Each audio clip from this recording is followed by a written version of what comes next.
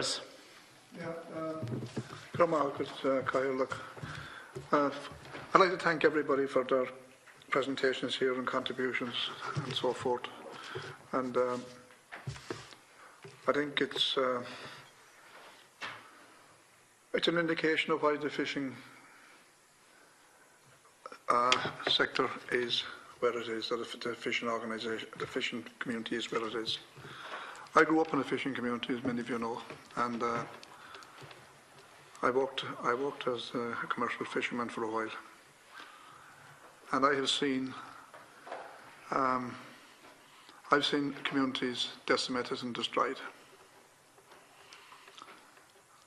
Since, with the advent of the EEC as it was at the time, and the prospects of that, and the way that the then government effectively gave away what would have been potentially one of the best industries we'd had if it was developed and nurtured properly, and that didn't happen.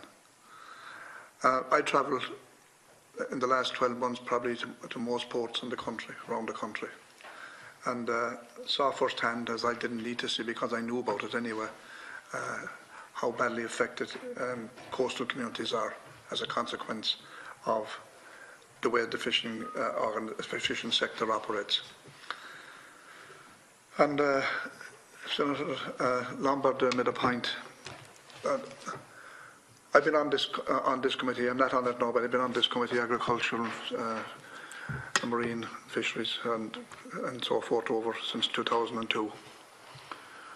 And I've argued from the day I came in here that when you have a system, as you had with the single farm payment, where you had certain people and getting maybe 400 and 500 and 600,000 euro a year in single farm payment, and there was others at 5,000 and 6,000 euro a year. I find that grotesque. I find it greed at its worst. And I argued it here, and I argued it, and in fairness, the only person that I ever got any recognition from in relation to that was Minister Coveney.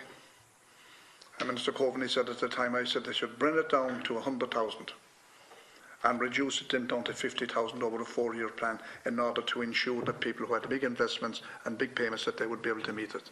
And that's the argument I made. Now, I'm looking at figures here, lads, and I'll be quite honest about it. If those are correct, and I haven't been contradicted, 670 million from 2007 to 2016. That's just for the current macro quota for the RSW boats. Polyvalent comes down to 97 million, nearly 97.5 million. And then you put in the other species: blue whiting, Haas mackerel, herring Scandinavian, Abercur, and it's alarming. And then you see other people that's in the other sectors, and they're going out and trying to make a living, and trying to make sure their crew and their families are able to make a living, and they can't do that. And then you have, I sat in here while it was applauded when you had 73 boats decommissioned. Applauded. That was a great thing. I was to buy out people and allocate their tonnage and megawatts to other sectors and so forth. And I'm not going to be popular, but I'm going to say, but I think this is fucking wrong. It's wrong that you have sectors, or a couple of sectors, that have control of what most of the income out of an industry. I applaud the work that they've done in order to build it up. I will never take that away from them. But I do think that there has to be a spirit of generosity and honesty to try and protect communities, not individuals, protect communities. In 2014, again, in 2013, the RSW was at 54.55 million and 8.15 million to the polyvalent sector. In 2014, it jumped from 54 to 127 million to 16.4 million. It's last year the figures 62 million to 9.3 million. Now this is huge figures, huge money. I understand there's a huge investment. But we have to look at the bigger picture here and what is for the common good, not for the individual good. And I have to say to the fishing sectors here, there's around this table here, there's an onus of responsibility on you, all of you, to ensure to do the right thing for the common good. And that is what needs to be done, for the common good, not for the individual good. Most people I grew up with that were involved in the sectors are gone off it.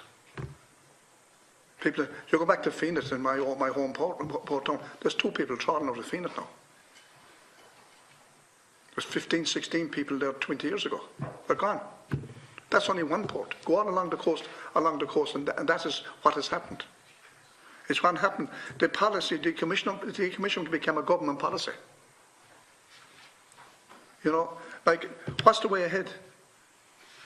Like, you know, I'd like if people who are against it would explain to me what is wrong with about giving something to the weaker sectors, taking it from one sector and giving it to another sector. What's wrong with that? The Inland Fishery Forum has said that they have been prepared to accept the South and West proposal because it gives 9.3 million back to the whitefish sector. You know, I think there has to be give and take here. And there's a responsibility in everybody who is in a position of authority within the various sectors to show that sense of leadership and that sense of generosity. And that's the only way they've Irish fish. Remember, 20 years from now, the 23 might be lost less than 23. The 27 might be lost less than 27. And the 2,000 and something other people out there will be gone, almost gone. Is that what you want? To see the whole, see hundreds and hundreds of people going. There's I suppose a couple of hundred people leaving it every year at the moment. There's nothing there for them. Like you look at the cruise on some of the south coast and the terrible tragedy you had down there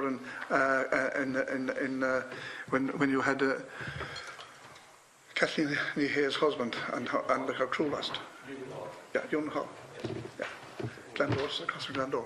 The terrible tragedy was there. One Irish crew member.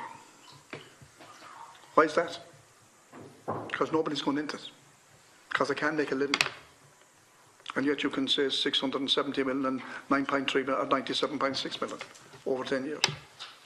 It's up to you, lads. You have to sort it out. You're not going to sort it out by bickering and saying, well, I can't give, I want this and somebody else has to have something else.